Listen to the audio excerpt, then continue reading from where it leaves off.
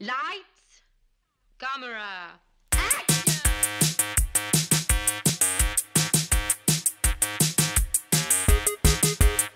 Aujourd'hui à l'émission, Legally Blonde, Bridget Jones's Diary et Mulan. Bienvenue à On Jase de film.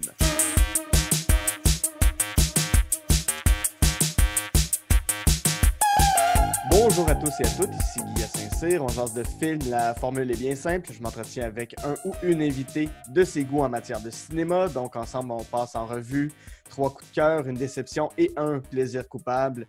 Mon invité aujourd'hui est une humoriste acadienne du Nouveau-Brunswick qui a su faire sa marque assez rapidement dans la francophonie canadienne, autant au Québec que dans les provinces maritimes. Donc, c'est une humoriste, mais qui fait aussi du rap. C'est une très bonne rap battler. Je ne sais pas si c'est le même qu'on le dit. Oui. C'est une incontournable depuis quelques années du ZooFest, du Minifest et du Dr Mobilo Aquafest. C'est Coco Bellivo. Allô, Coco? Allô, tout le monde. Comment allô, tu tout vas? le monde qui ne répond pas. Mais en tout cas, ça va bien, ça va quand même pas pire. Je veux dire, je me repose. Là. Les vacances ont commencé relativement tôt pour moi. Là. Ça fait depuis début décembre que c'est un petit peu plus tranquille. Ça, Ouais. Je l'ai dit, t'es une finissante de l'École nationale de l'humour en 2016. Tu participes à des rap battles. T'es arrivé en 2e place au prochain stand-up. Félicitations. Yeah, je suis contente. Ça s'est terminé en Mariana Mazda, comme on dit. Un beau gros 2e place. Ouais, c'était vraiment le fun. J'ai beaucoup aimé mon expérience. Surtout que je n'étais pas sûre de le faire au début parce que j'en avais parlé avec ma psy. Puis j'étais comme, en tout cas, je suis peureuse. Puis c'est elle qui m'a convaincue que ce serait bon pour moi. Puis ouais, fait que j'ai fini par le faire. Puis ça m'a donné plein de confiance. J'ai pas construit mon estime là-dessus. Mais ouais, je suis contente. J'ai eu vraiment une surprenamment bonne année. Ouais. Même si c'était la pandémie, tu sais. Ça, c'est cool. Ouais, non, puis félicitations, bravo. Je vais rester dans la thématique d'arriver 2e. Je pense que tu vas être la semaine tout de suite après Simon Delille qui a remporté. Donc, dans l'ordre du podcast, il y a Simon Delille. La semaine d'après, ça va être toi. Donc, je fais un peu le bouquet du prochain stand-up. Fait que vous pouvez deviner vous autres même c'est qui les prochains invités. Ouais, mais Boldoc est déjà passé au podcast. Ah, voilà. Coco, avant qu'on rentre dans ta liste, je veux savoir, c'est quoi les premiers films qui t'ont marqué quand tu étais jeune? Qu'est-ce que tu regardais? Oh my gosh, les premiers films? Faut-tu que je nomme les affaires, je t'avais dit d'avance? Je peux nommer n'importe quoi, ça me tente. Tu peux nommer ce que tu veux. Ben c'est ça, tu sais, comme tout le monde, là, les Harry Potter, quand ils ont sorti, on les avait sous cassette. J'avais tu sais, des films Disney, genre Blanche-Neige. J'avais même Blanche-Neige 2. Hein? Oui, OK, il n'y a personne qui me croit quand je parle de ça, mais il y a eu un Blanche-Neige 2 où au lieu d'être des nains, monsieur, c'était des... Ou c'était-tu des noms? Non, c'est des nains. C'est parce que c'est pas politically correct. Mais bref, il y a des nains madame qui sont des esprits de la forêt, puis le chum a été kidnappé, puis a été tourné dans une créature un peu laide, puis Blanche-Neige, elle essaie de trouver son chum qui a eu un sort maléfique lancé sur lui, puis elle rencontre les nains de la forêt. Oh my gosh! C'était pas fait par Disney, c'était fait par Atlantis qui ont fait... la princesse russe, là, Anastasia. OK. Fait qu'eux, ils ont fait un Blanche-Neige 2, puis moi, j'avais le Blanche-Neige 2, puis je l'aimais vraiment, le Blanche-Neige 2. Puis j'aimais Anastasia, d'ailleurs. C'était beau, Anastasia, pour vrai, là. Ça, c'était vraiment excellent. Pendant longtemps, je pensais que c'était un film Disney, tellement c'était bien fait. Mais c'est parce qu'eux autres, cette compagnie-là, en ont fait quelques-uns qui étaient vraiment bons, puis qui étaient comme presque des look-alike parfaits de ce que Disney était en train de faire à ce moment-là.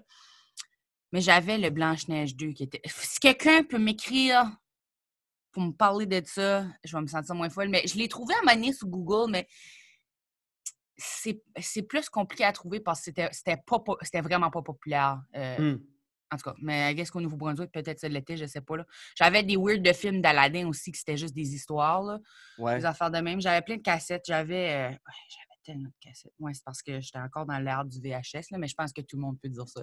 Oui. On n'est pas si vieux que ça. Là. Ma petite sœur n'a pas connu ça. OK.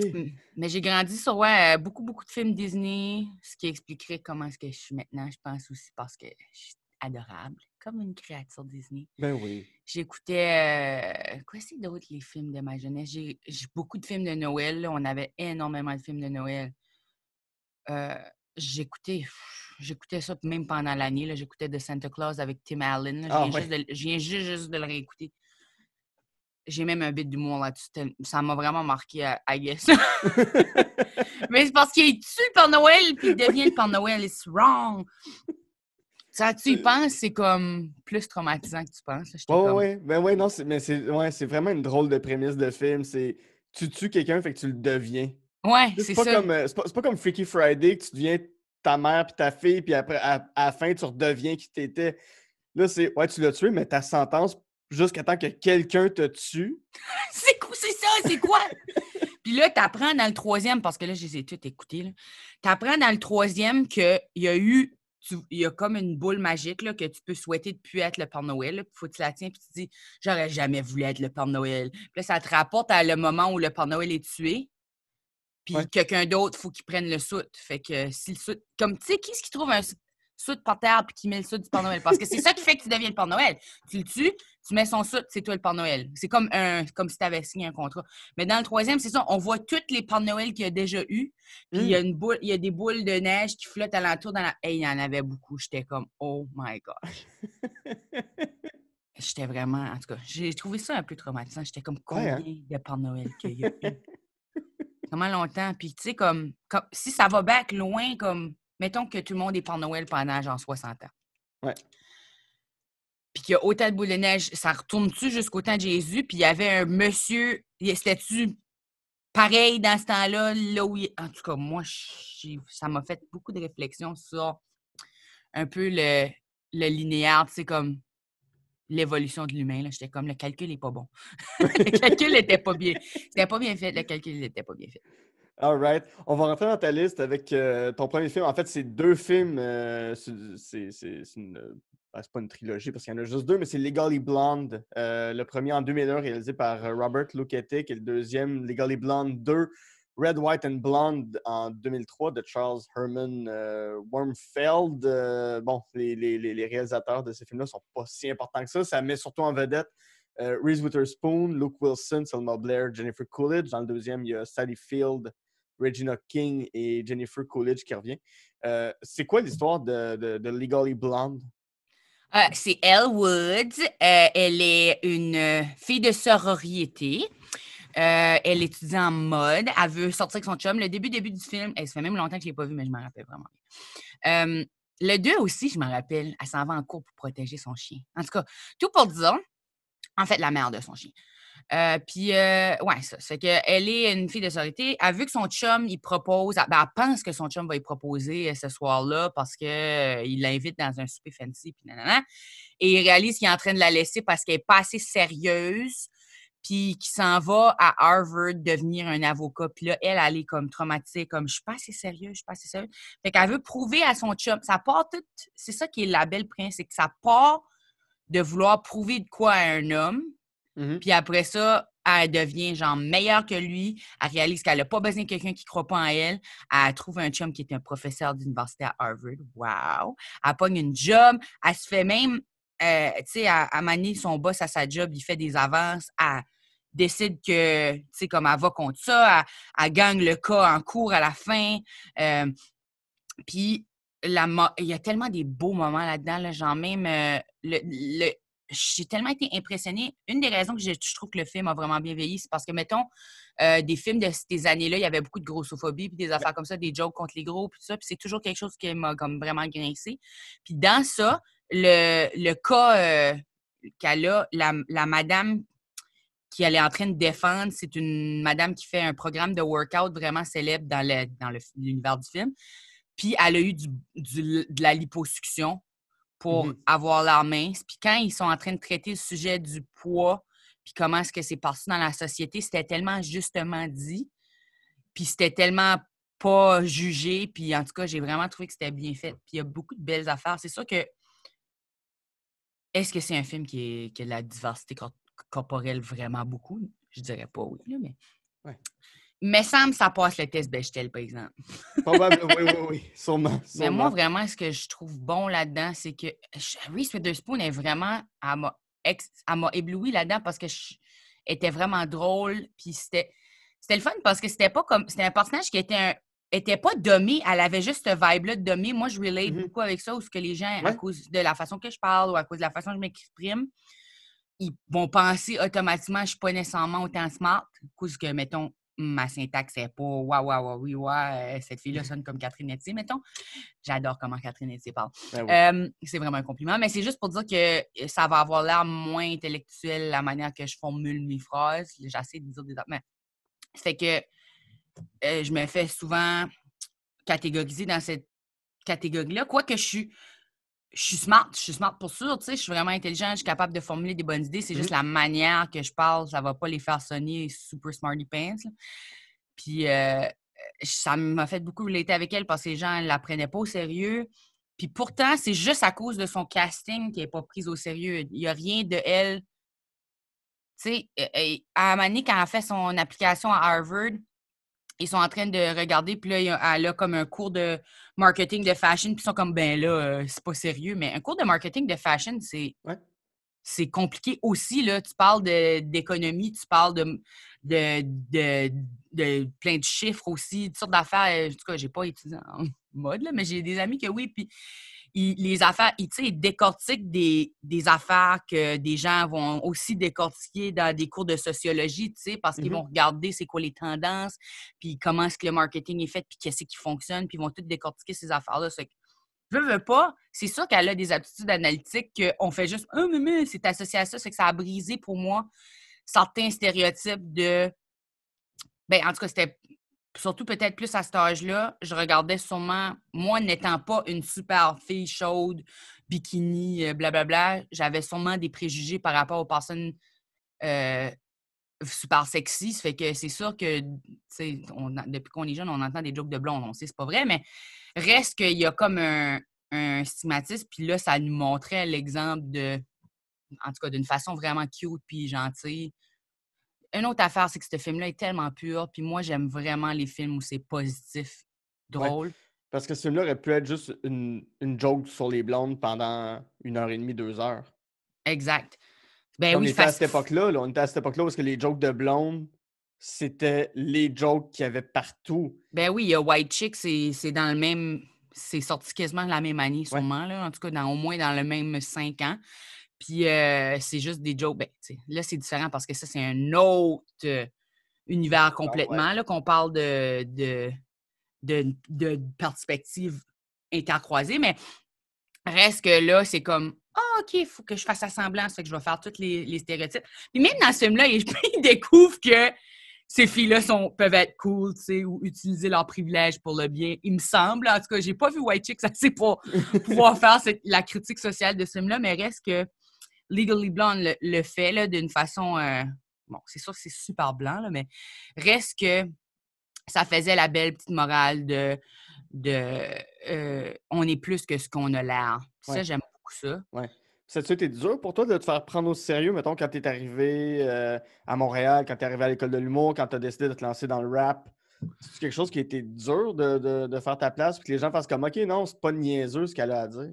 Bien, pour différentes raisons dans différentes places. C'est sûr que le rap puis l'humour, c'est 2 domaines ultra masculins. Ultra masculins. Bien, il y a beaucoup de femmes, mais c'est juste qu'il y a moins de femmes. Puis en humour, c'était pas si compliqué. Mon accent fait que je suis unique. Puis même chose pour le rap ici au Québec. C'est sûr que chez nous, j'ai un accent puis je reste drôle. C'est pas à cause de mon accent que je suis drôle. Mais ici, c'est sûr que les autres n'ont pas mon accent. Ça fait que c'est peut-être même un avantage à un certain degré. Mais ce qui fait que c'est un peu plus dur d'être prise au sérieux. Des fois, en tant que femme, c'est dur d'être prise au sérieux parce qu'il y a certains hommes que même sans s'en rendre compte, ils laissent pas de l'espace là, parce qu'ils ont l'habitude d'avoir l'espace. Fait que c'est sûr qu'il y a des petites affaires. Il y a toujours des petits accrochages à ce niveau-là.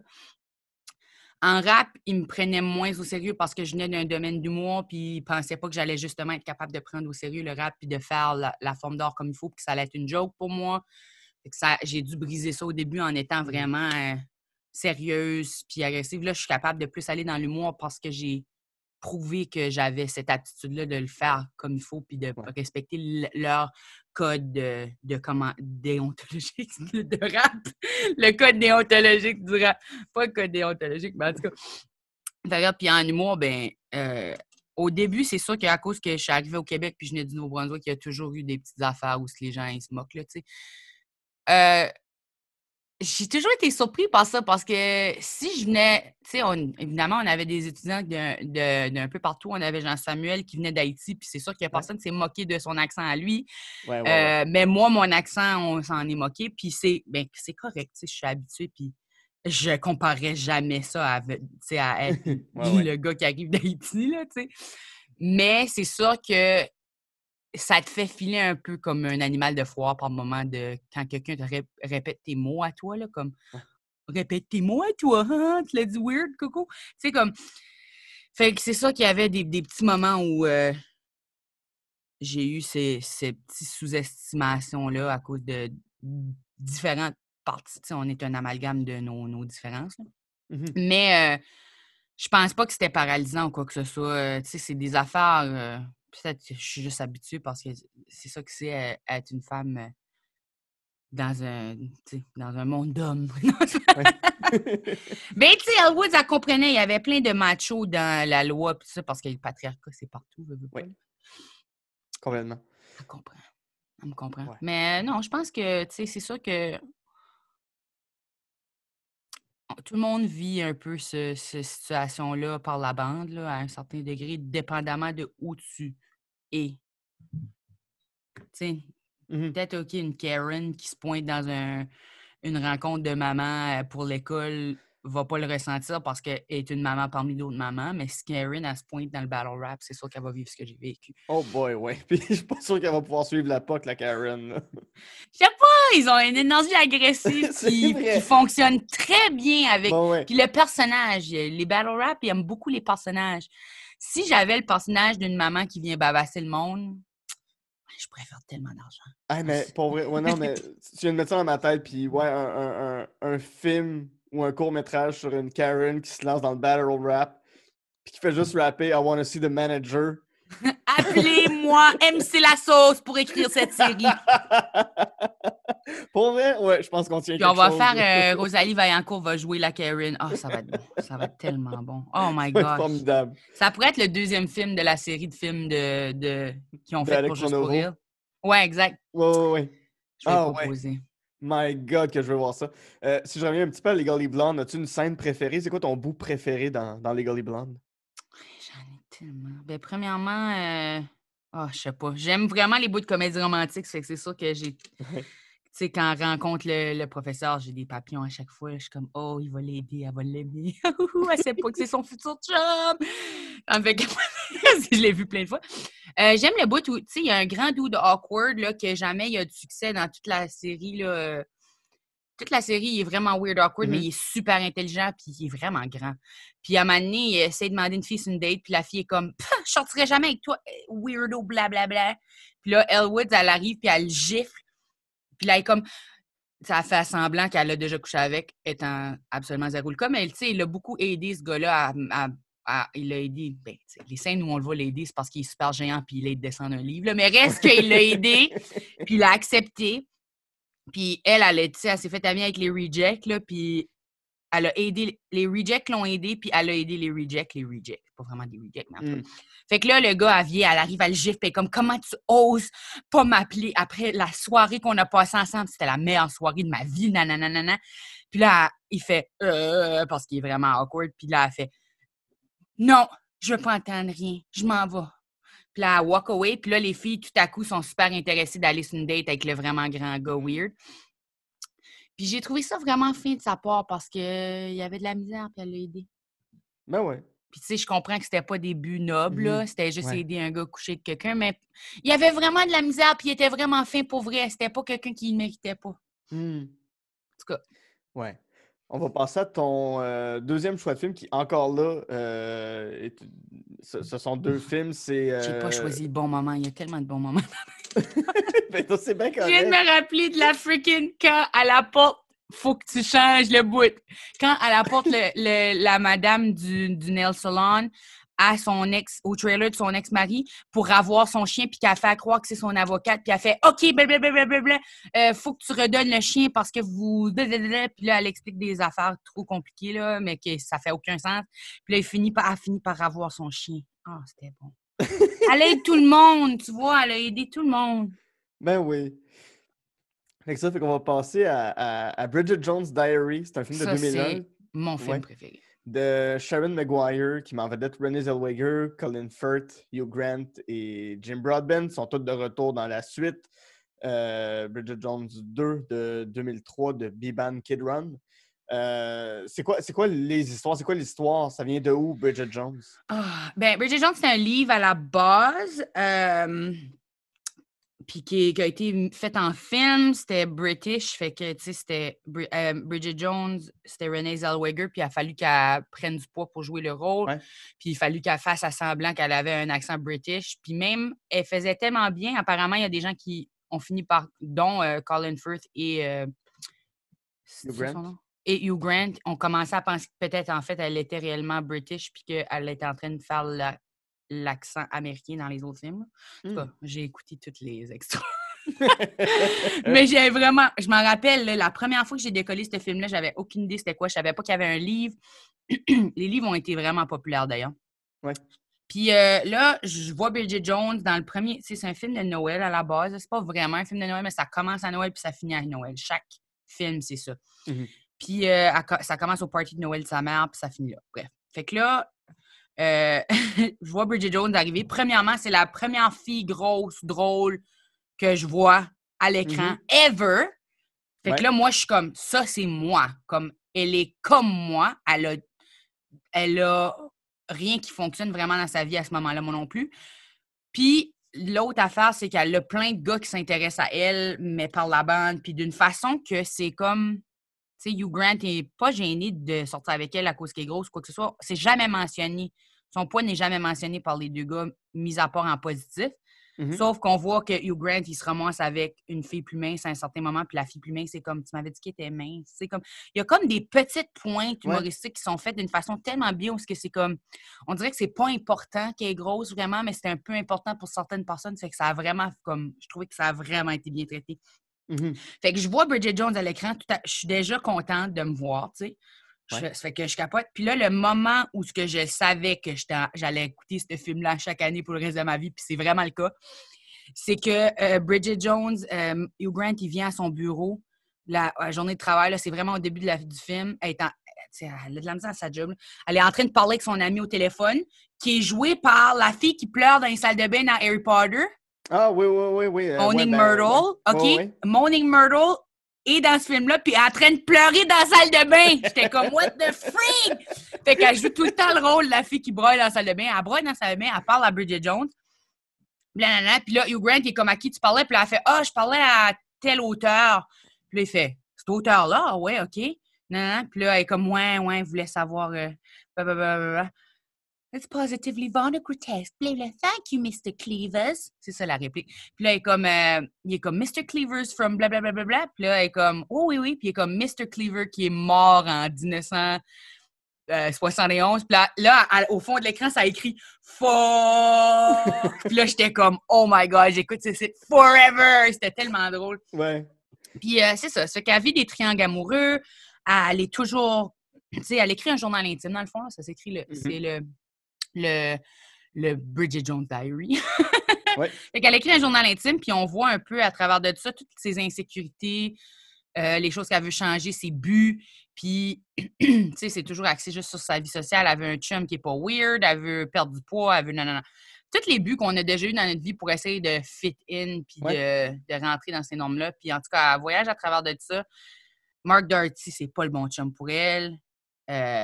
Mark Darcy, c'est le bon chum pour elle. Hugh Grant, qui s'appelle...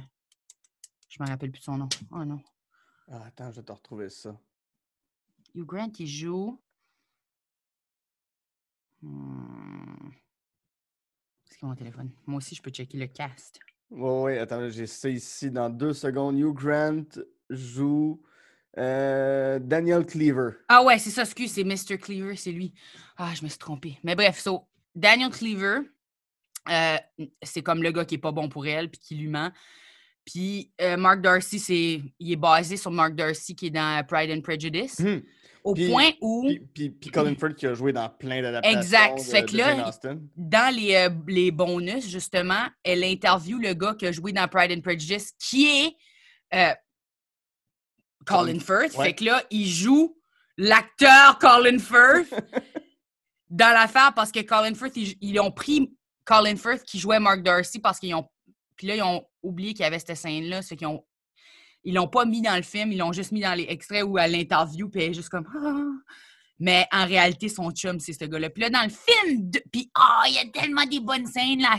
Dans chaque film, les deux gars qui l'aiment se battent dans une fontaine. Il n'y a pas une fois où ils se sont pas battus dans une fontaine, où ils se sont pas battus, excuse. La première fois, ils se battent dans la rue, la deuxième fois, ils se battent dans une fontaine. Mais les deux fois, ils se battent. Puis c'était exactement le même combat, sauf la deuxième fois, c'était dans une fontaine. Puis c'était vraiment bon. Mais bref, Mark Darcy, c'est ça, c'est comme il est un avocat, puis il est vraiment bon pour elle, là. Je peux déjà te dire ma scène préférée de ce film-là, c'est qu'elle sort du lit de Mark Darcy, puis elle est en train de se couvrir avec un drap. Puis elle essaie de... Puis là, il est comme... Puis elle est en dessous du drap, puis elle essaie de s'habiller, puis ça a l'air de n'importe quoi. Puis Mark Darcy est comme... Qu'est-ce que tu fais en dessous du drap? Puis elle est comme... je veux pas que tu vois mes wobbly bits, tu sais, comme je veux pas que tu vois mon gras shaky. Puis il fait... tu réalises pas que je tiens tes wobbly bits en très haute estime. Puis là, elle est comme... Ah? Puis là, elle enlève le drap. Puis j'étais comme... Oh, wow! Quelqu'un peut aimer les wobbly bits? Fait que là, j'étais vraiment comme, tu sais, encore 1000 fois plus séduit.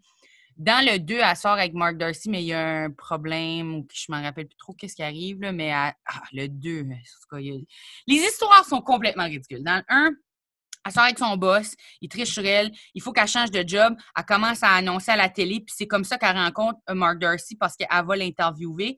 Ben, en fait, elle rencontre Mark Darcy au début du film, au party de Noël de sa mère, mais... On rentre dans des affaires plus compliquées là, parce qu'il l'aime pas au début, puis elle pense que Mark Darcy a triché sur la femme à Cleaver, mais en réalité, c'est Cleaver qui a triché avec la femme à Mark Darcy, puis il lui a menti, puis non, c'est que là, par la fin, elle finit avec Mark Darcy. La plus belle scène au monde! Il est en train de lire dans son journal intime. Mark Darcy est en train de lire à la fin du film. Là, ça finit tellement bien. Il est en train de lire... Ou dans le deuxième? Dans le premier. Il est en train de lire dans le... Tu sais, finalement, il est dans son appart, puis il va se passer de quoi. Puis, ils vont coucher ensemble, c'est sûr. Tu sais, puis là, elle est comme, OK, faut que j'aille changer de bobette. Parce qu'au début du film, elle avait mis des bobettes, des granny panties, pour pouvoir être sexe dans la robe avec Daniel Cleaver. Puis là, il a vu ses granny panties, puis il était comme, oh yeah. Lui, il a aimé ça. Mais bref, mais là, elle veut pas revivre cette situation-là. Ça fait qu'elle va changer ses granny panties pour des panties léopard, là. Puis là, pendant qu'il attend pour elle pour qu'elle change en de quoi de sexy, là, il check les magazines sur sa table, puis là, il voit son journal intime, puis il voit dans le journal intime que c'est écrit « Mark Darcy est un trou de cul, nanana ». Parce que, tu sais, des fois, quand on rencontre quelqu'un, on a une mauvaise première impression, puis lui, il l'avait full insulté, puis elle l'avait entendu. Fait que, tu sais, elle l'avait insulté dans son journal intime. Puis là, il lit ça, puis il est comme... On sait pas sa réaction, mais il s'en va. Puis là, elle voit qu'il est en train de partir, puis elle capote parce qu'elle est comme... Puis elle voit, tu sais, la page est ouverte sur la table, là, trop film, là. Puis là, ça fait... Puis là, elle voit qu'est-ce que lui, puis elle capote. Fait qu'elle est en bobette léopard, elle se met un sweater, elle se met des souliers, elle court dans la neige en bobette léopard puis en petit sweater. Puis elle est comme, non, va-t'en pas, c'est un journal intime, tout le monde sait que c'est de la merde ce qu'il y a là-dedans, nanana. Puis là, il se vire de bord, puis comme, je le sais. C'est pour ça que je t'ai acheté un nouveau journal intime pour remplir un nouveau journal intime.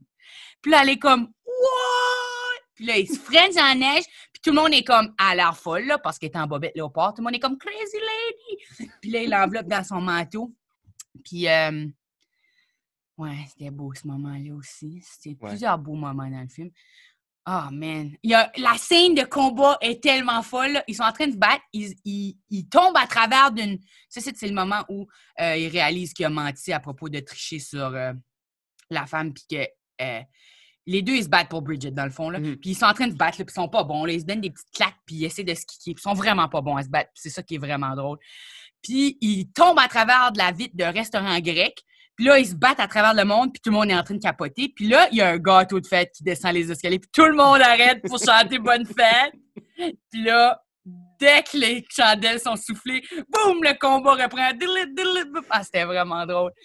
En tout cas, puis dans le 2, c'est ça, elle s'en va en voyage pour faire un reportage. Puis le gars qui fait le reportage avec elle s'est rendu Daniel Cleaver parce qu'il commence à faire des reportages à la télé comme elle. Fait qu'ils se ramassent à faire des reportages ensemble. Puis quand elle essaie de traverser les frontières pour revenir, elle se fait mettre en prison vietnamienne ou quelque chose de ce style-là. Puis Mark Darcy, il faut qu'il vienne l'enlever de la prison. Et puis il se passe tellement d'affaires. Il y a même des affaires avec ses parents puis tout. OK, le chien toussait. Mais c'est ça, ça fait que elle est en prison vietnamienne. Et elle séduit tout le monde dans la prison vietnamienne. Elle les apprend à chanter des tunes de Girls Just Wanna Have Fun, je pense que c'est la tune. Puis, en tout cas, ils sont vraiment le fun. Puis là, Mark Darcy la sauve de prison, puis elle revient. Puis, il y a une fille qui elle pense que Mark Darcy sort avec une fille, mais finalement, la fille, c'est une lesbienne. Puis la fille est en amour avec Bridget Jones. Puis là, Bridget Jones est comme tout ce temps-là, je capotais pour rien. Dans le 3, Bridget Jones a un bébé. My God! Puis elle sait pas c'est qui le père. Entre les 3. À cause qu'il y a un nouveau gars, le gars qui joue McDreamy dans Grey's Anatomy. Il est le 3e chum, il est un millionnaire. Puis elle sait pas si le bébé... Parce qu'elle va dans un festival de musique. C'est encore plus capoté, le 3e. Le 3e, c'est pas mon préféré, mais reste que... Mais c'est juste parce qu'elle est rendue là, tu sais. J'ai trop aimé les premiers, là, mais... Elle va dans un festival de musique avec son ami qui est comme... C'est elle qui l'a mis dans la marde puis qui a fait qu'elle était en prison dans le 2. Là. Mais elle va dans un festival de musique avec. Elle couche avec un millionnaire! Mais elle sait pas si c'est un millionnaire. Fait que là, elle sait pas c'est à qui le bébé cousin. Elle a couché avec les 3 somehow dans une période très courte puis elle sait pas qui qu'elle a eu le bébé avec. Puis toutes les 3... Non, excuse. Daniel Cleaver est mort dans le 3. C'est les 2. Mais reste que Daniel Cleaver, ils vont à son funérail puis il y a plein de madames qui sont là. En tout cas. Fait excuse, je me suis trompée à ce niveau-là. Celle-là, je l'ai juste vue une fois, mais je m'en rappelle quand même bien. Bref, fait que le millionnaire puis Mark Darcy savent pas qui est le père, puis les deux veulent être le père, puis sont tous les deux en train d'essayer d'être le père. Puis c'est super sweet parce que les deux veulent vraiment être le père. Wow. Puis je vais faire un lien aussi avec un show que tu as sorti il y a 1 an qui s'appelle LED. Dans lequel, je sais pas si c'est pour le show, mais t'en avais parlé à l'émission On dira ce qu'on voudra. Tu as entamé une perte de poids que t'as partagé sur les réseaux sociaux abondamment. C'est un peu ton Coco Bellivos Diary. Ouais.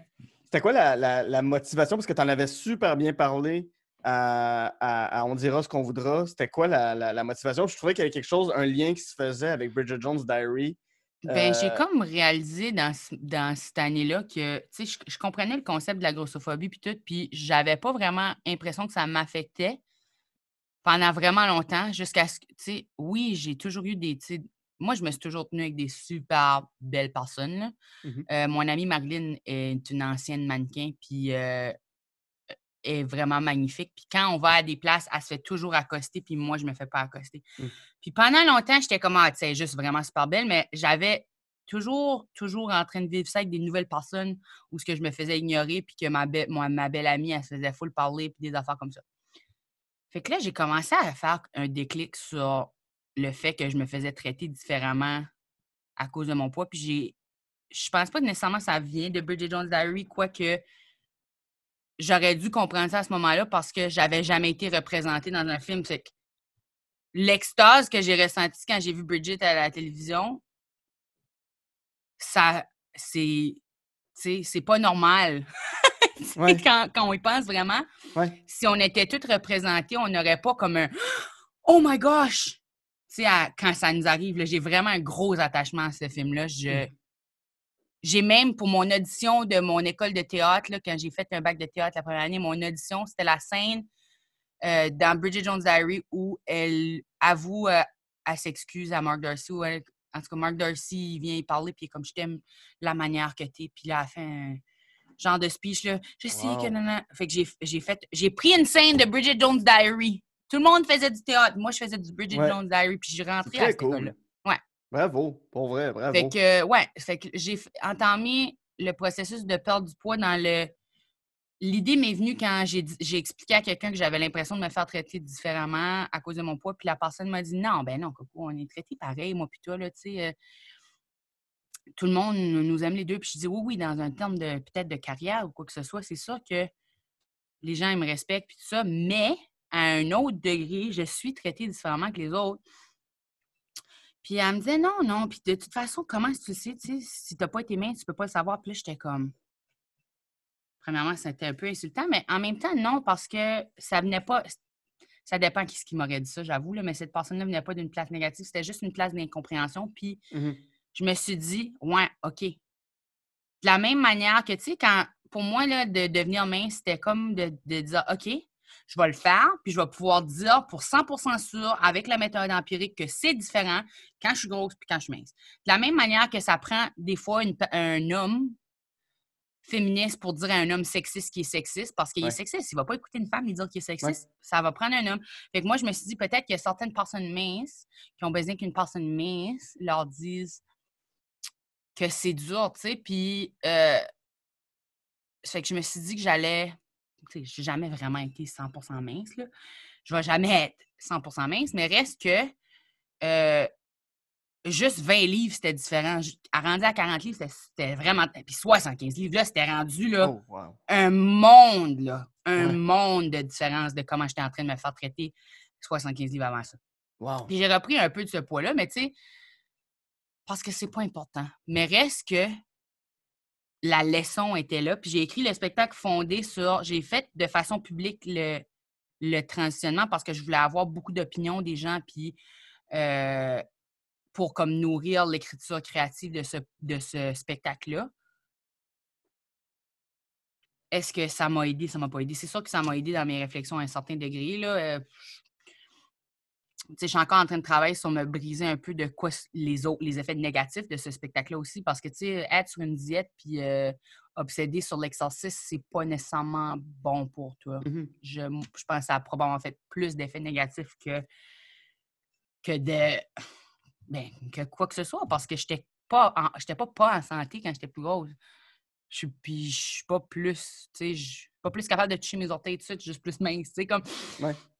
Bref, fait que, j'ai écrit ça dans ce style-là, puis des fois, je le regrette parce que j'aurais voulu être la Bridget Jones, tu comprends, être la représentation. Je pense que je suis encore ça, là, parce qu'on s'entend que Bridget Jones était grosse, mais elle était pas si grosse, là. Puis je me souviens quand Renée Zellweger a fait sa première sortie publique après avoir pris du poids pour jouer Bridget Jones. C'était comme « Oh mon Dieu, Renée Zellweger, on la reconnaît plus. » Puis justement, ils ont mis l'étiquette de grosse. Puis je me souviens quand elle est revenue il y a quelques années où on reconnaissait plus ou moins son visage. Encore là, c'était un scandale, mais c'est pas ça qui est important, tu sais. Ben non, c'est ça. Puis moi, je suis contente qu'ils l'ont pas mis dans un fat suit, là, juste ça. Mais reste que... Puis de toute façon, Renée Zellweger là, était tellement mince avant. Là, je sais pas si les gens se rendent compte, là, mais cette fille-là, c'était une cheerleader quand elle était à l'université. Puis elle était vraiment teeny tiny. Puis là, elle a pris du poids pour ce rôle-là. Puis elle a été excellente. Elle était adorable. Elle était adorable. Elle était tellement cutie.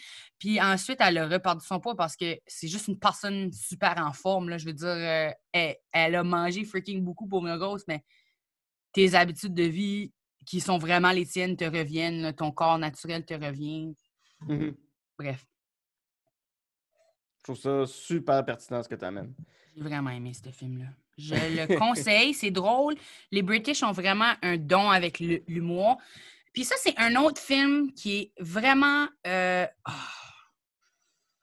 feel good. Moi, c'est juste ça que j'écoute là, parce que je suis pas thriller, je suis pas film d'horreur parce que ça me fait filer. Il y a tellement de négatifs dans le monde. C'est quoi le point, tu sais? Et j'ai pensé à un nouveau film. T'as-tu déjà vu le film To Wong Foo, Thanks for Everything, Julie Newmar? Non, j'ai jamais entendu même parler de ce film-là. Oh my gosh. J'aurais dû mettre ça dans ma liste de mes films préférés parce que c'est mon... Patrick Swayze en drag queen. RuPaul est dans le film direct au début, mais on ne le revoit pas. Mais c'est un vieux film, là. Ouais.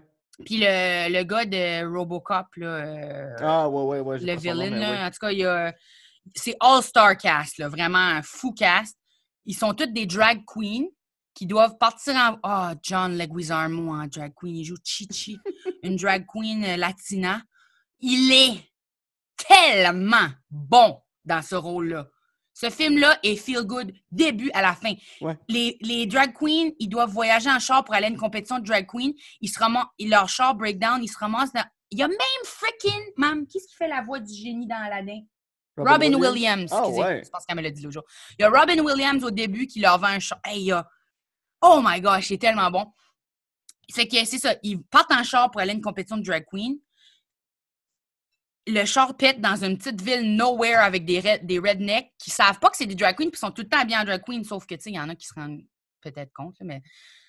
Puis ils sont pourchassés par un policier qui a essayé d'agresser une des filles puis qui s'est rendu compte que c'était un gars. Mm-hmm. Puis ils sont pourchassés par lui. Ils se ramassent dans ce petit village-là.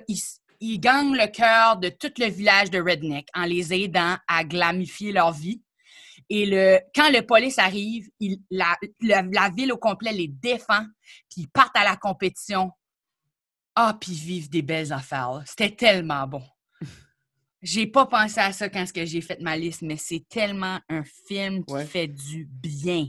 Mais on va rester justement dans la thématique de cross-gender, puis prendre les vêtements de quelqu'un d'autre avec Mulan. Effectivement, Mulan. Mulan, qui est un film de 1998, réalisé par Tony Bancroft et Barry Cook, avec les voix de Lea Salonga qui joue Mulan, Eddie Murphy qui joue le petit dragon Mushu, et Donny Osmond qui fait le guerrier. C'est quoi Mulan? C'est quoi ce film-là? OK, moi, j'ai juste de regarder le nouveau, là. Ouais. J'ai regardé le vieux. J'ai vraiment, vraiment aimé le nouveau. Mm-hmm. Mis à part le fait qu'il n'y avait pas de numéro musical ou quoi que ce soit. Ouais. Là, j'ai beaucoup... Mushu n'est plus dans le film. Ouais, Mushu n'est plus là. C'est sûr que le premier Mulan, excellent. C'est juste les thématiques qu'ils ont traitées sont vraiment différentes. Le nouveau Mulan est beaucoup plus adulte dans comment il traite l'idée qu'une femme doive cacher qu'elle est femme pour pouvoir faire quelque chose. Ouais. C'est vraiment plus présent. Puis en tant qu'adulte, pour moi, c'était comme... Ça m'a touché plus, là. Mais en tant qu'enfant, juste de voir quelqu'un... Tu sais, juste de voir une femme torcher des hommes. Puis tu sais, on comprend que c'est le contexte historique qui fait qu'elle doit se cacher, puis tout ça. Puis ils se sentent trahis quand elle montre finalement qu'elle est une femme, puis tout. Mais c'est parce que, tu sais, ça les fait... J'ai trouvé que le film, c'est la morale, c'est que tu apprends que... Tu sais, ils apprennent une leçon en voyant que tu es capable. Mais dans le nouveau, c'est tout axé sur l'énergie du chi. Les hommes peuvent utiliser le chi, mais les femmes ne sont pas censées utiliser le chi de façon destructrice ou quoi que ce soit. Puis elle est vraiment... sinon, ils sont considérés des sorcières. Puis j'ai trouvé que c'était vraiment bon, le nouveau Mulan, parce que historiquement, les décors font plus d'allure. Mettons la maison dans Mulan, le cartoon, ils vivent dans une super grosse maison tout seuls.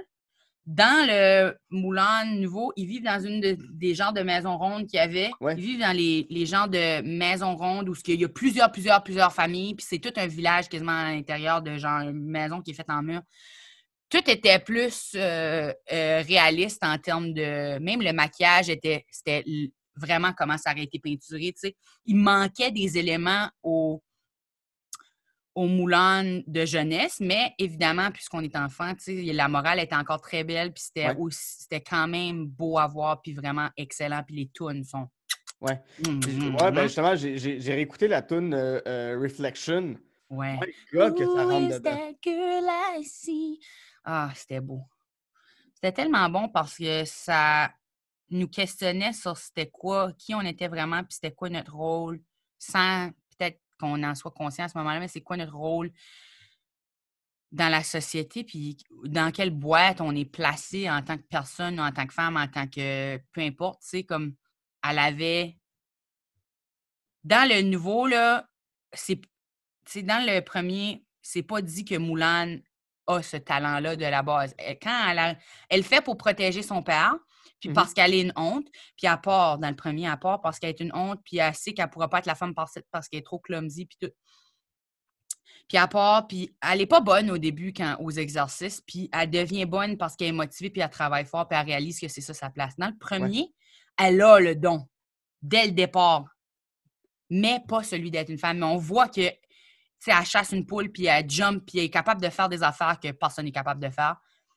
Puis on le voit, tu sais, puis éventuellement, quand elle est plus vieille, son père lui explique qu'il faut qu'elle s'adapte au rôle de la société parce que son rôle, c'est d'apporter l'honneur à travers le mariage, puis le rôle d'un homme, c'est d'apporter l'honneur à travers de la protection de la guerre ou la famille ou nanana. Puis elle décide de cacher ses talents puis d'essayer de se conformer. Puis elle est capable, à un certain degré, à réussir. Presque. Puis là, ben, tu sais, il y a un incident avec la matchmaker, comme dans le cartoon.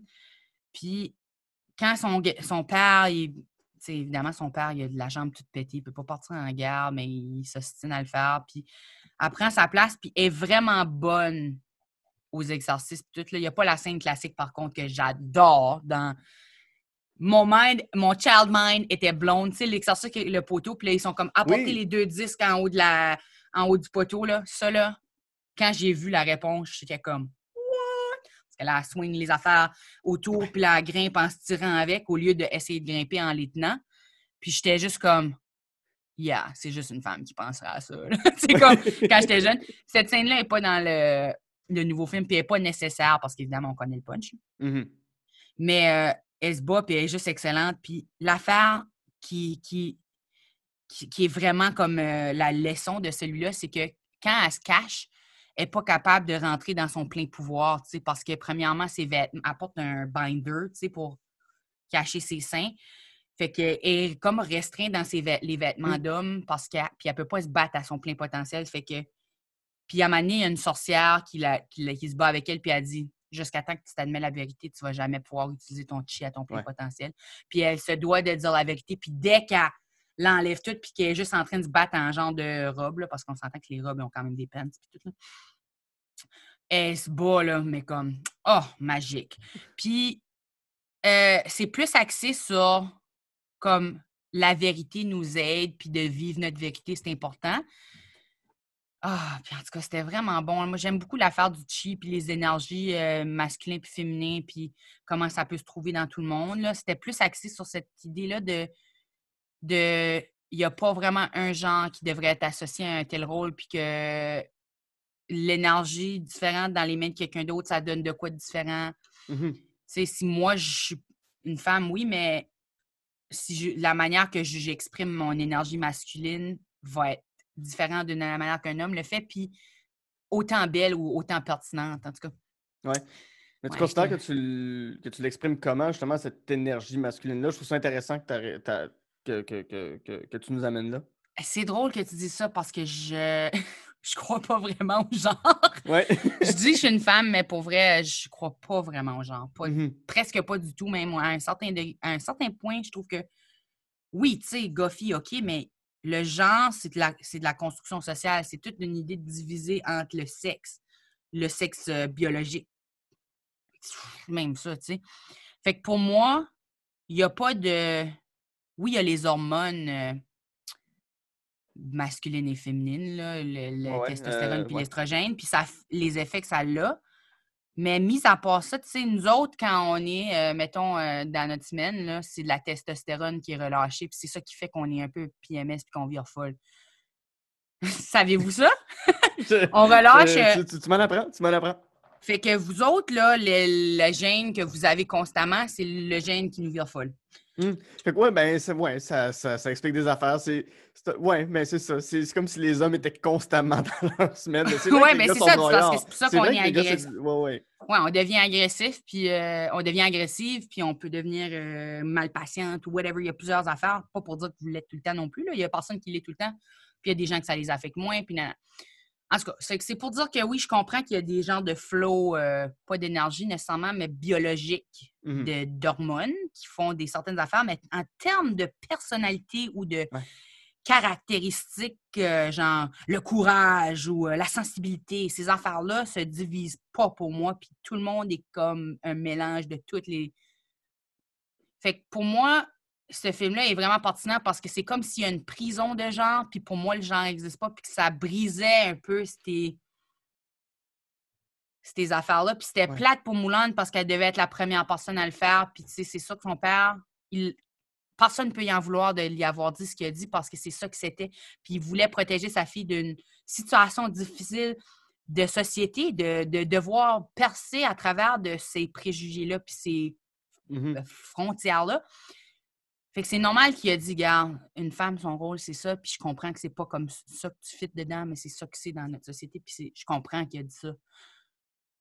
Fait que, tu sais, personne n'y en veut, mais reste que Mulan, et sa vérité était plus forte qu'elle, puis je suis contente pour elle d'avoir été la première à faire ça. C'est pas une vraie histoire, malheureusement, c'est une légende, là. C'est une vieille histoire, pas une vraie, mais reste que c'est tellement une belle histoire, puis c'est fou que ces thématiques-là étaient discutées même à cette époque-là. Tu sais, ça fait tellement longtemps... Oh, j'ai frappé ma ring light. Ça fait tellement longtemps que ces dynamiques de genre-là sont discutées dans le monde. Pour moi, ça me fait capoter. Tu sais, puis on a plus... En tout cas, il y avait moins d'histoires comme ça avant, mais je suis contente qu'on peut encore faire des belles histoires comme ça. Mais ouais, pour moi, j'espère qu'on s'enligne vers une affaire où les rôles de genre sont complètement effacés, où les domaines ne sont pas divisés en... Ça, c'est plus macho, ça, c'est plus ça. Il y a du monde... Je comprends, là, tu sais, qu'il y a du monde qui ont l'impression, peut-être, qu'il y a des affaires qui sont plus masculines, comme la construction, tu sais, les gars aiment ça forcer, être dehors. Sauf que c'est du conditionnement social. Peut-être qu'ils ont préféré ça parce qu'ils ont été socialement conditionnés à ça, mais plus qu'on conditionne socialement différents les gens, moins que cette apparence-là va être claire, tu sais. On le sait maintenant que même les hunter-gatherers, là, les cueilleurs, chasseurs, Oui. c'était, il y a plein d'articles qui sortent là-dessus. Ça fait des années qu'on le sait, là, mais en tout cas, c'était plus populaire cette année. Là. Il y a plein de monde qui m'en ont parlé, mais j'avais lu ça il y a peut-être 4 ans. Là, où les femmes, ils chassaient, cueillaient autant que les hommes, peut-être même plus. Parfois, c'est juste qu'éventuellement, quand on est devenu sédentaire, ça prenait quelqu'un qui était responsable des enfants, puis c'est tombé sur la femme puisqu'elle porte les enfants. Fait qu'elle avait tout le temps le 9 mois où elle était enceinte, elle ne pouvait pas trop faire d'affaires. Puis là, ben à l'été, puis non. Le rôle est tombé naturellement à la femme à cause de raisons biologiques. Puis là, après ça, tout s'est mis à tranquillement se défiler dans la distribution de rôles, mais il n'y avait pas cette distribution de rôles-là dans le passé. Ouais. J'adore tout ce que tu viens de dire. Pour vrai, merci. Ça fait du bien. Ça fait du bien. Là-dessus, on va faire une toute petite pause et au retour, on laisse tomber les jeux macabres de Jigsaw, de la franchise Ça, pour tomber dans le jeu des échanges avec Princess Switch. À tout de suite. Oh!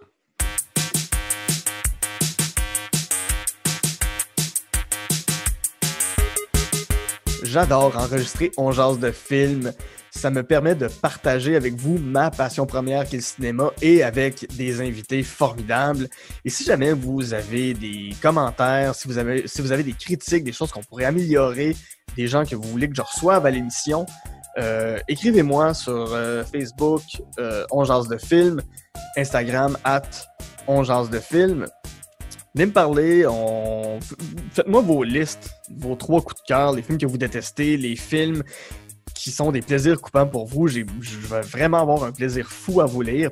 Sur ce, je retourne avec mon invité pour jaser de films. De retour en jase de film avec mon invité Coco Bellivo, avec qui, en première partie, on a jasé de Legally Blonde, Bridget Jones' Diary et Mulan. Là, on va aller vers la franchise des films Saw, Décadence en français. Le premier sorti en 2004 par James Wan, mettant en vedette Cary Elwes, Danny Glover et Lee Whannell.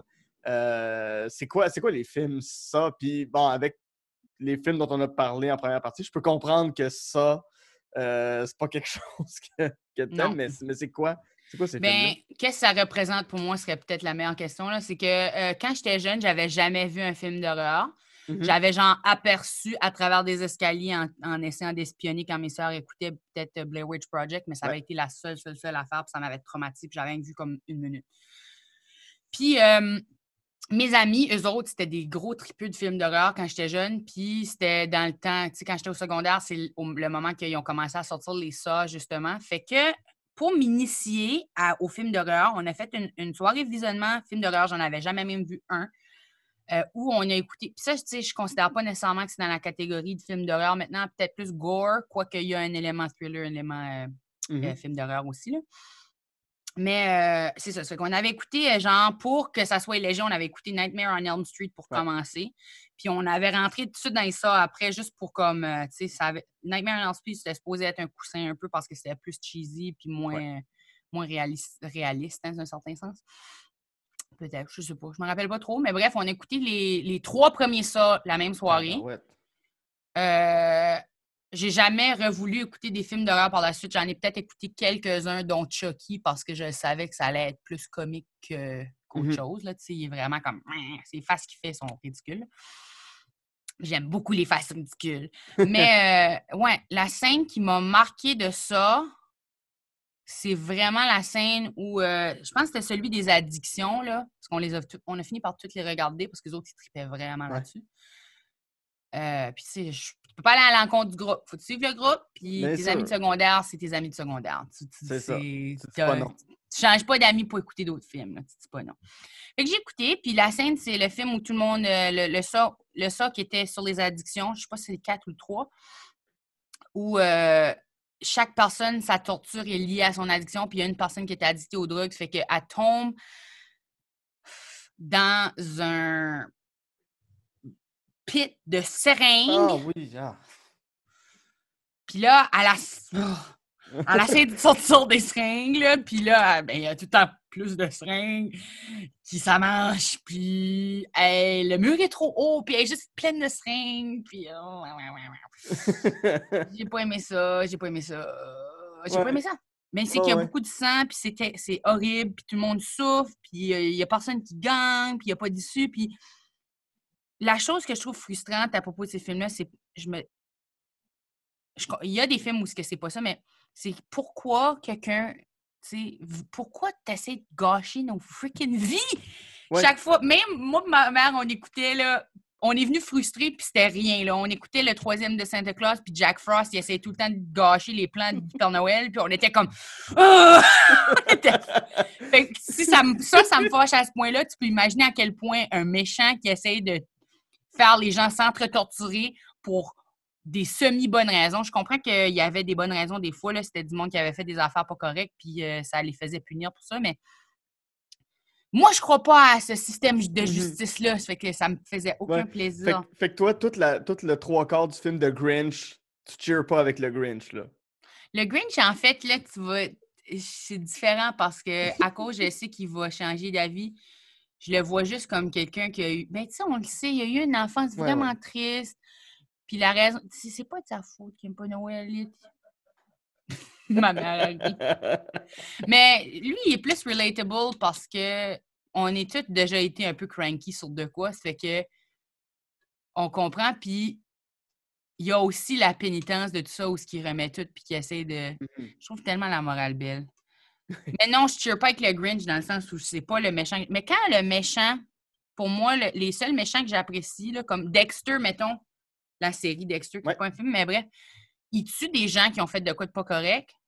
Oui, c'est gore, mais il y a comme un... Puis non, c'est petit, je crois pas à ce type de justice-là, mais reste que c'est genre le genre de méchant que t'aimes cheerer, tu sais. Parce qu'il est en train de tuer un violeur, quoi que, tu sais. Mais c'est plus que ça... C'est même pas le sens de justice que ça vient chercher, c'est plus l'idée de le bon fond de la personne, même si le Grinch, à la base, son cœur est littéralement trop petit, là, comme il n'est pas capable. Là. C'est ça. Fait qu'il n'y a pas un bon fond, là. Son cœur, il faut qu'il pousse pour que ça aille mieux, mais bref. Mais Jigsaw, je trouvais pas qu'il y avait cet élément-là nécessairement de... Comme oui, il l'avait par moment, mais... je sais pas, la poupée est trop épeurante. Non. Il est sur une petite tricyclette. Pourquoi tu ferais ça? C'est sûr. C'est sûr. Ils mettent tout le temps des affaires d'enfants parce qu'ils savent que c'est creepy quand les enfants... Dès qu'il y a de quoi d'enfant dans un film d'horreur, ça va être creepy. Ouais, tout le temps. Tout le temps. C'est l'intemporel parce que les films d'horreur sont toujours basés sur ce qui nous fait peur dans le moment. Genre, il y avait des vieux films d'horreur. Il y avait des affaires où c'était une machine... une grosse machine qui mangeait du monde à cause que la technologie industrielle était justement en train de rentrer. Ça fait que là, les gens n'étaient pas capables de s'empêcher de passer dans la machine à rouleau. Ouais. Après ça, tu sais, c'est d'être possédé. Après ça, c'est des pandémies ou des affaires comme ça, des maladies. Tous les films de zombies, c'est toute la peur d'une maladie qui s'en vient. C'est ça, les gros hits, là, quand on regarde là, les films d'horreur en termes de d'histoire, là, les gros hits des époques, c'est toujours des affaires qui étaient la peur du moment. Ouais.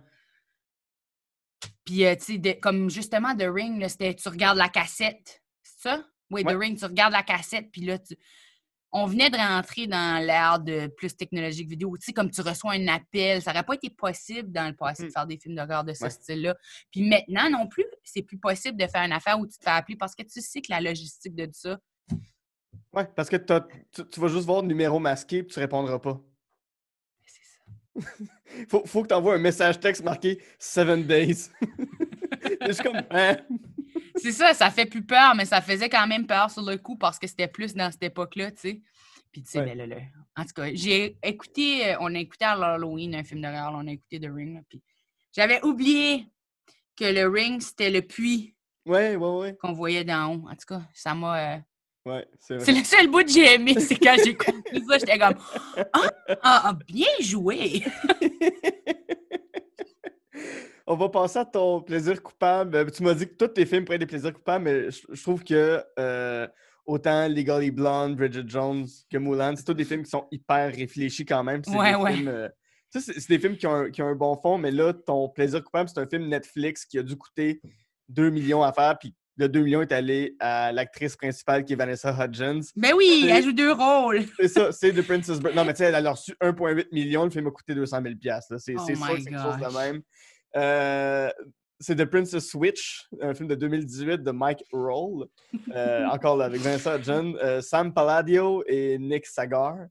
C'est quoi The Princess Switch, Coco? Oh my gosh, c'est tellement dommé puis c'est tellement bon. Ben, juste pour dire, j'aime tous les films de Noël mauvais. Là. J'ai écouté California Christmas hier, là, puis c'est juste vraiment de la merde. Là.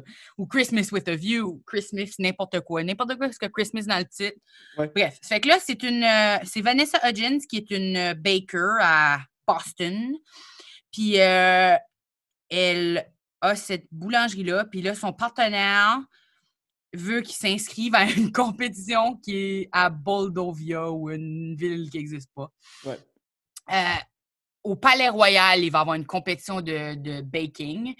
Puis ils veulent qu'elle aille. Puis ils l'ont inscrit sans qu'elle sache. Puis là, ils sont comme, c'est à Noël, c'est dans 7 jours, je sais plus trop comment de temps. Là, c'est toujours 12 jours avant Noël. Oh! Tu sais, puis ils s'en vont à cette compétition-là de cuisine. Puis à un moment donné, sa rivale est là. Puis à base, elle ne veut pas y aller, mais là, elle croise son ex dans la rue, puis là, ben, il est comme avec sa nouvelle blonde, puis là, ils sont comme « Ah, c'est quoi tes plans pour Noël? » Puis là, elle réalise qu'elle n'a pas de plan, ça fait qu'elle dit « Ah, je vais à la compétition de cuisine. » Puis là, ben, elle a menti à son ex, fait qu'il faut qu'elle y aille.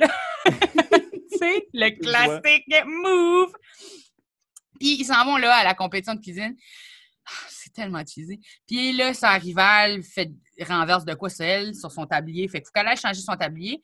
Puis, à ce même moment-là, le couple royal est en train de venir voir un peu qu'est-ce qui se passe à la compétition de baking. Parce que c'est la journée à 2 jours avant. Ça fait qu'ils sont juste en train de préparer leur stuff. Puis, eux autres ils viennent là pour faire des inspections royales parce que c'est eux qui vont remettre les rubans à la fin de la compétition. Et en allant avec son tablier, elle croise la princesse qui a l'air exactement comme elle parce que c'est freaking elle! Ils sont comme « Oh! Quoi? » Puis ils se ressemblent comme pareil. Puis la princesse ben, est supposée marier le prince à Noël puis devenir la nouvelle princesse de cette place-là. Mais elle veut pas. Puis c'est le genre de princesse qu'elle aime vraiment pas se prendre en photo. Il y a personne quasiment qui sait de quoi qu'elle a l'air parce qu'elle est vraiment trop gênée de la presse. Puis elle n'a jamais aimé ça être dans le spotlight, puis toutes ces affaires-là. Elle a tout le temps juste voulu avoir une vie normale, mais c'est pas fancy, puis blablabla. Puis la baker est vraiment comme uptight, puis genre, tout faut qu'il s'assoie demain, puis je peux pas avoir de fun, il faut que je fasse un horaire. C'est comme, wow, elle a vraiment les qualités d'une bonne dirigeante. Fait que là, la princesse dit, moi, avant mon mariage, j'aimerais juste prendre un break. Fait que peux-tu switcher de place avec moi? Parce que le prince, il s'en va faire des meetings de toute façon. Fait qu'il sera pas là. T'auras juste à faire allô à une parade ou whatever. Là, je sais pas trop là, elle avait une affaire. Puis il y a comme un souper. Puis non. Fait que là, ils font des petites recherches vite fait. Puis ils se montrent comment être un l'autre. Là. Elle montre comment marcher fancy. Puis là, moi, ça, pour vrai, là, cette scène-là de Vanessa Hudgens qui montre à Vanessa Hudgens comment... So, il y a Fancy Vanessa Hudgens qui essaie de montrer à pas Fancy Vanessa Hudgens comment être fancy.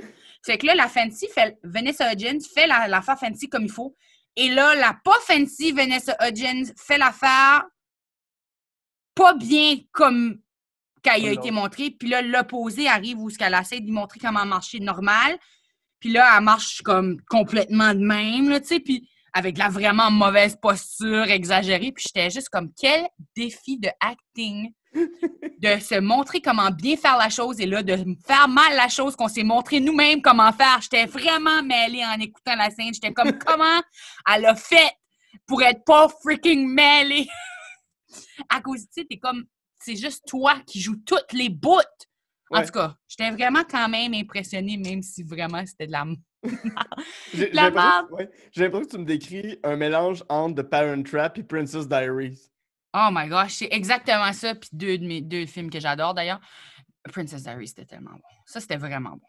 Bref, fait que là, il switch de place. Le prince décide qu'il veut plus faire les meetings puis qu'il veut passer plus de temps à apprendre à connaître la princesse parce qu'ils n'ont vraiment pas eu le temps d'apprendre à se connaître. C'est un mariage arrangé pour réunir deux peuples. Blablabla.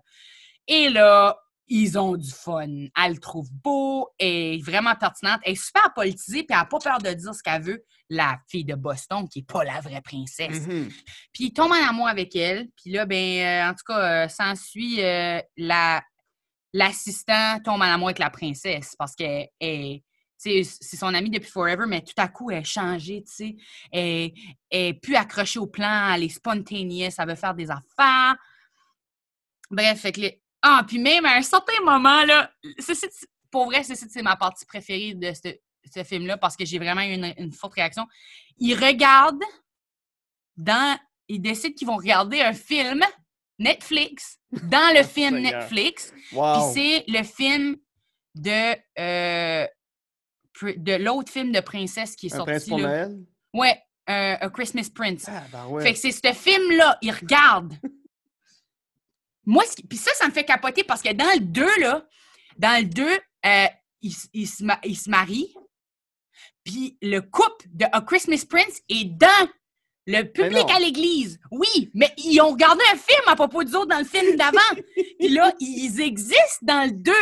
Ça me fait capoter. Ils regardent un film Netflix. Puis là, dans le 2, ils sont au mariage. Ça se peut pas. C'est comme si dans le 1, c'est un documentaire, mais c'est pas un documentaire. Exact. Mais c'est ça. C'est comme... OK, c'est que vous, le film que vous avez vu, c'est le documentaire de Christmas Prince. OK, cool! Fait que là, ouais, c'est ça. Fait que là, il y a la compétition de cooking, ils switchent de place à la dernière minute, puis ils gagnent, évidemment. Puis là, ils doivent remettre les prix, puis ils se rendent compte que la baker, elle a l'air exactement pareil. Puis là, ils se dévoilent, ils s'expliquent ce qui s'est passé parce qu'ils sont en amour, les deux, puis ils veulent switcher de place pour vrai. Puis, évidemment, ils switchent de place pour vrai. Là, elle devient la princesse, puis tout le monde accepte. Puis là, mais c'est bien fait, en fait. Ça a été moins mal fait que d'autres fois parce que d'habitude, ça fait une semaine qu'ils se connaissent. Mm-hmm. Ils se marient straight up, là. Tu sais, comme ça, comme, non, on est en amour. Mais là, il est comme, l'année prochaine, j'aimerais ça, tu sais, que, on sorte ensemble. L'année prochaine, à Noël, si t'es intéressé, je t'offre cette bague. Fait que, tu sais, il donne quand même 1 an de dating avant qu'il se marie. Ce qui est pas pire, ce qui est déjà bon. C'est quand même mieux qu'une semaine avant Noël, on a été rider un peu de cheval, puis là, maintenant, on est en amour, tu sais, comme, tu m'as montré une photo de ton grand-père, puis j'étais comme, il a l'air vraiment cool. Tu sais, il n'y a vraiment pas eu beaucoup de... Tu sais, ils ont presque pas interagi. Puis, évidemment, il y a comme un genre d'assistant evil là, qui essaie toujours de les espionner puis de voir qu'est-ce qui se passe. Il y a un monsieur qu'elle le croise dans la rue à Boston, puis il fait comme, tu devrais aller sur un voyage. Puis là, elle le recroise à Moldovia, puis il est comme, t'es pas le monsieur de Boston? Puis il est comme, non, je suis pas le monsieur de Boston, puis c'est clairement le Père Noël. Anyway, fait qu'il y a toutes ces affaires-là qui sont comme... Je vous l'expliquerai plus que... Le Père Noël est là-dedans? Il est là, mais tu sais, c'est genre, on le voit 4 fois, puis il est toujours là comme... Là, il est rendu le conducteur de taxi qui fait qu'il vire de bord à l'aéroport. Parce qu'il est dans le 2 aussi. Hein. Dans le 2, il est en train de le conduire à l'aéroport, puis quand il se vire de bord pour dire qu'il est arrivé, il fait comme « le trafic est fermé pour l'aéroport », puis il fait « Quoi? » Puis il fait « Je t'ai pas déjà vu à Boston? » Puis là, il est comme « Non, je ne suis qu'un conducteur de taxi. » Puis là, il se vire vers la caméra un peu, puis il est comme « Clink! » Mais est-ce que c'est comme si dans le film, le Père Noël existait? Genre, c'est comme s'il y avait un monsieur vieux magique, qu'on ne sait pas si c'est vraiment lui le Père Noël ou pas, parce que c'est jamais mentionné. Okay. Mais un monsieur vieux magique qui est toujours un peu en train de les aider dans le temps des fêtes. Fait que, tu sais, c'est jamais vraiment dit que c'est le Père Noël. C'est juste comme un... C'est clairement juste parce qu'ils ne voulaient pas s'engager 1 million de comédiens. Fait qu'ils se sont dit, chaque fois qu'il y a quelqu'un qui est comme proche d'eux autres, comme quelqu'un qui les conduit, quelqu'un qui leur donne un café dans un magasin, quelqu'un, ça va toujours être ce gars-là, tu sais, comme on va juste utiliser ce comédien-ci au maximum pour que on ait un gars à payer versus comme toujours avoir des figurants puis leur donner des répliques, puis là, il faut qu'on paye des répliques à tous les freaking figurants. Mais, c'est l'industrie du cinéma, je veux pas que personne perce. Fait que c'était un peu comme ça, j'imagine, là. Mais en tout cas, dans le 2 de Princess Switch, il y a une cousine evil qui arrive, puis c'est aussi Vanessa Hudgens! Fait qu'elle joue, premièrement, une British vraiment fancy, qui est vraiment l'esprit libre, qui est la princesse, la bostonienne qui est normale, là, whatever, et la cousine poche qui est evil, puis qui adore Instagram, là, puis qui est comme, puis qui est super sexuelle et puis evil. Fait qu'elle joue 3 Vanessa Hudgens différents. Honnêtement, c'était capoté. Il y avait trop de Vanessa Hudgens dans le 3. S'ils sortent un 4, est-ce qu'il va y avoir 4 Vanessa Hudgens? C'est-tu? Est-ce que c'était le 2? Puis là, il y en avait 3. En tout cas, bref, tout pour dire, c'est beaucoup de Vanessa Hudgens pour un film, là. Ouais. Mais oui, j'aime beaucoup ce type de film-là où, tu sais, ils rencontrent l'amour, ils sont heureux. Puis aussi longtemps que c'est pas exagéré ou sexiste dans la manière que c'est fait, tu sais, comme là, ils respectent la femme forte puis tout, là. Ouais. Je suis capable d'apprécier ça. Puis c'est souvent fait de même maintenant, là, où c'est toujours plus comme... En fait, la grosse affaire, c'est que souvent, dans les comédies romantiques cheesy de Noël, le gars est un peu evil, puis la fille est super pure, puis elle fait réaliser au gars que sa manière de vivre n'est pas bonne. Puis c'est un petit peu toujours arranger le gars. Puis ça me gosse vraiment parce que j'aimerais vraiment que personne ait à arranger personne. Ouais. Comme dans Princess Switch, ils l'ont bien fait. Mais tu dis que s'ils en font un 3e, moi j'aimerais ça que Vanessa Hudgens joue la version white trash, genre de l'Alabama. Ben, faudrait qu'il y ait justement, parce que là, les 2 autres sont semi-British. Là. Il y en a une qui est British fancy, puis l'autre est British pas fancy. Et donc, maintenant, il faudrait qu'il y ait Boston qui est fancy, puis un moins fancy American. Ouais, c'est ça. Fait que ça serait la version de l'Alabama.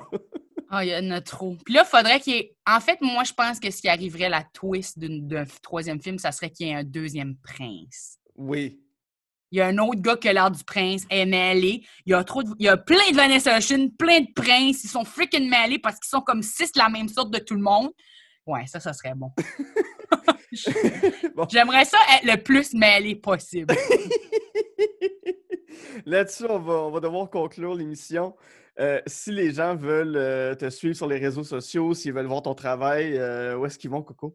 Ils s'en vont sur Instagram. Je fais plein de stories.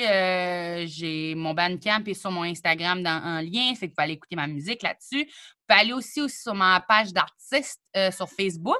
Coco Belliveau encore. C'est Coco Belliveau partout, dans le fond. Si tu mets Coco Belliveau, tu vas me trouver là. Je suis YouTube, Twitter aussi, mais je suis beaucoup moins active dans ces places-là. Quoi qu'il y a des affaires à checker pas mal sur toutes les plateformes si vous êtes vraiment obsédé par moi. Mais sinon, je mets des jokes sur Facebook, mais les meilleurs jokes de Facebook de ma page d'artiste, ils se remontent toujours sur Instagram. Fait qu'Instagram, c'est pas mal le point central de toutes les affaires, mais c'est sûr, si t'as pas ça, Facebook, là, ça va te satisfaire. Puis si on veut revoir tes numéros prochains stand-up, on va sur nouveau.ca. Nouveau.ca. Exactement. Tous les numéros devraient être là. Sur Nouveau aussi, il y a quelques affaires. Là. Tu peux aller sur l'open mic de Guillaume Wagner. Je suis dans cet épisode-là. Sinon, je suis sur Crave. J'ai fait le gala juste de ZooFest. Ouais. Fait que ça, c'est sur Crave. Encore pour toute l'année. Écoute... Puis sur Prime Video. Non, je suis pas sur Prime, mais... mais ça serait fou. Imagine, j'avais nommé toutes les postes. Puis sur Disney+, je suis dans le film Princess Switch 9. Dans Princess Switch 9, tu joues 8 personnages, puis Oui. c'est vraiment confus. Je suis comme oh mon Dieu, comment est-ce que tu dis ça quand il y a 8 jumelles? Mais en tout cas, octoplets. Je suis une octoplet de 8 acadiennes. Oh my gosh, je suis déjà jamais allée. Hey, J'aimerais merci. tellement ça. Donc. Hey, merci à toi, c'était vraiment le Merci fun de beaucoup. parler de films, ouais. C'était vraiment cool. Là-dessus, mon nom est Guillaume Saint-Cyr et avec Coco Bellivo, on a jasé de film.